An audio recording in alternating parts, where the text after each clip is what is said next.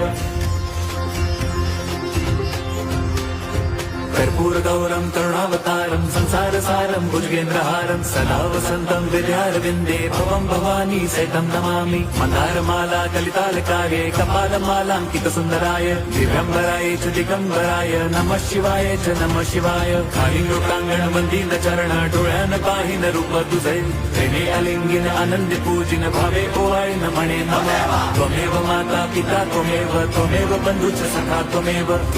विद्या द्रविणं त्वमेव